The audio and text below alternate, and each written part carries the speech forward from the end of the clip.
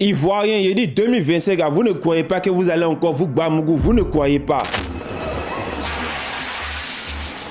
Les Nations Unies et Paris contre-attaquent à Abidjan.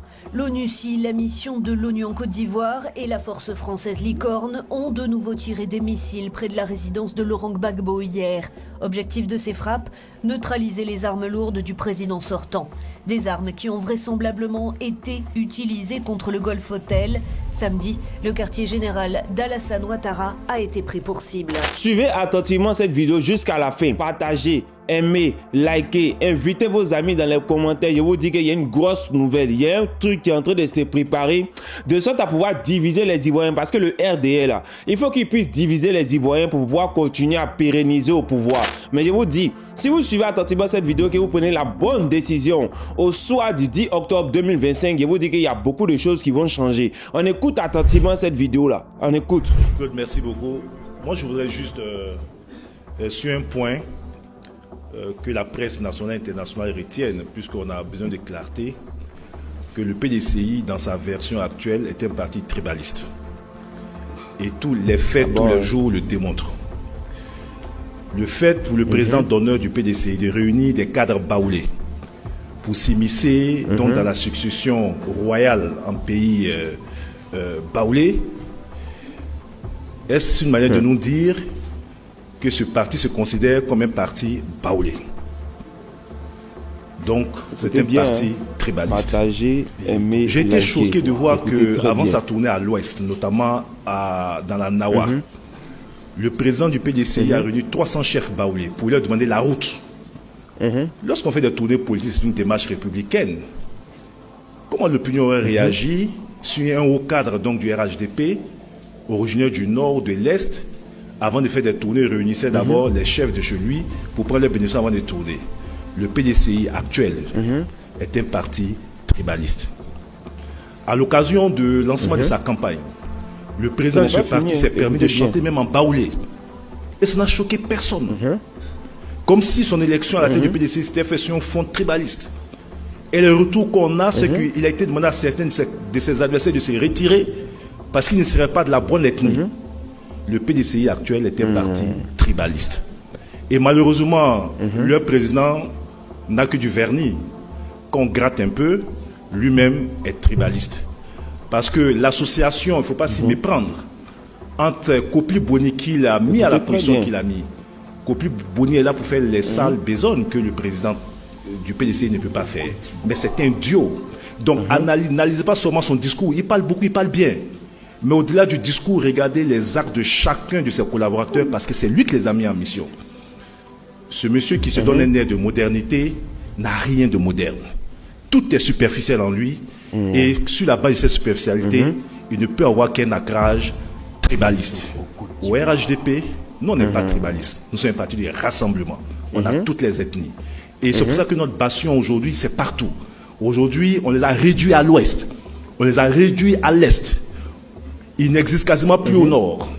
Et on est en train de les contenir au centre. Parce qu'on surveille un parti véritablement national. Voilà, vraiment, j'ai tenu à le dire.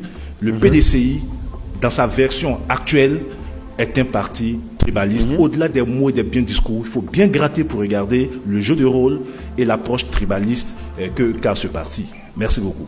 Je pense que vous avez tous bien entendu l'imbécilité, la stupidité des propos du ministre de la Jeunesse. Franchement, dit ce monsieur-là, il est une honte pour l'opinion nationale ivoirienne et internationale. Monsieur le ministre, vous n'êtes pas choqué du fait que le président de la République dirige le pays avec sa famille. Dans le gouvernement du Ouattara actuel, on a des ministres qui sont les beaux-frères ou les beaux-fils du président Ouattara. On a un ministre qui est le frère du président Alassane Ouattara. On a des présidents, des directeurs de cabinet, des présidents des secteurs qui sont tous de la famille, en tout cas, proche ou éloigné du président Alassane Ouattara. Ça, c'est dans le gouvernement. Maintenant, toutes les sociétés, toutes les structures, toutes les infrastructures de l'État de Côte d'Ivoire, on retrouve que des gens du Nord. C'est-à-dire que ce soit PDG, que ce soit dans la police, que ce soit dans l'armée, que ce soit au niveau des banques, que ce soit au niveau des institutions.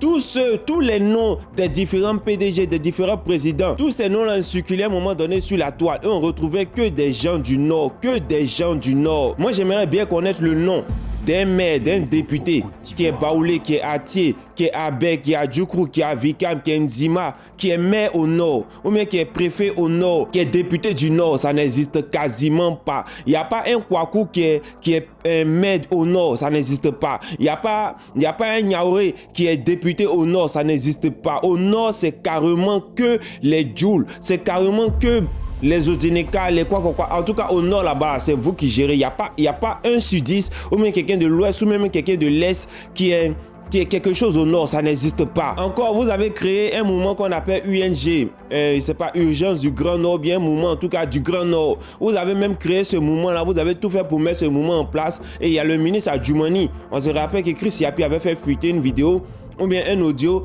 du ministre Adjoumani qui était en train de se plaindre de ce mouvement du Grand Nord que vous étiez en train de créer. Et puis vous avez venu parler de tribalisme. Vous êtes choqué que le président du PDCI RDA chante en baoulé parce que oui, lui au moins il connaît son village, il sait d'où il vient. Mais vous ne pouvez pas chanter les musiques de chez vous parce que vous ne connaissez pas chez vous. Vous êtes Djoula de Atiekro, vous êtes Djoula de Gagnoa, vous êtes Djoula de Beomi, vous êtes Djoula de Boaké. Vous n'avez pas, c'est-à-dire que vous n'avez pas d'origine, donc c'est normal que vous n'arrivez pas à chanter des musiques de chez vous. Mais nous, par contre, nous, on chante des musiques de chez nous. Moi, je peux chanter François Kensi, je peux chanter Nico Wodjou, je peux chanter plein de musiques des gens de chez moi parce que je connais chez moi, je suis déjà allé dans mon village, j'ai déjà vécu des scènes de mon village. Malheureusement, vous ne pouvez pas parce que vous n'avez pas de village, on ne sait pas où vous êtes. Aujourd'hui, tu vas prendre tous les gens du RHDP, tous ceux qui occupent les gros postes, tous ceux qui ont les grosses têtes au RHDP, vous tous, vous venez du Nord. Et aujourd'hui, vous allez venir traiter des gens de tribalistes. Et quand on va parler, vous allez dire oui, que c'est nous, on incite à la haine. Mais ce que vous êtes en train de faire là, monsieur le ministre, ça c'est une incitation à la haine. Ça c'est une grosse incitation à la haine. Donc c'est-à-dire que ce que vous êtes en train de faire, alors que vous-même vous savez très bien que les Ivoiriens ne sont pas réellement réconciliés. Et que la réconciliation, il faut beaucoup de choses encore pour y arriver. Et vous venez tenir ce genre de discours-là à moins d'une année des élections présidentielles. Qu'est-ce que vous êtes en train de mettre dans la tête des gens? Qu'est-ce que vous êtes en train de mettre dans la tête des gens? Quand on voit des vidéos qui circulent sur la toile, où il y a des gens du RDR qui disent à leurs parents, oui, faisons tout pour que Ouattara reste au pouvoir, parce que si Ouattara s'en va, on sera dans la merde. Les gens vont nous faire des règlements des comptes. Et puis vous venez tenir ce genre de propos-là. Mais c'est pour confirmer, c'est pour corroborer tout ce que les gens disent. En 2025, là, au lieu de venir dire que c'est Francky Benito qui est en train de mettre la haine sur les réseaux sociaux, là, préparez-vous, parce que vos dirigeants, vos ministres sont en train déjà de préparer le terrain. Mais le pire, c'est que eux, quand ça va chauffer, là, ils vont venir nous trouver ici.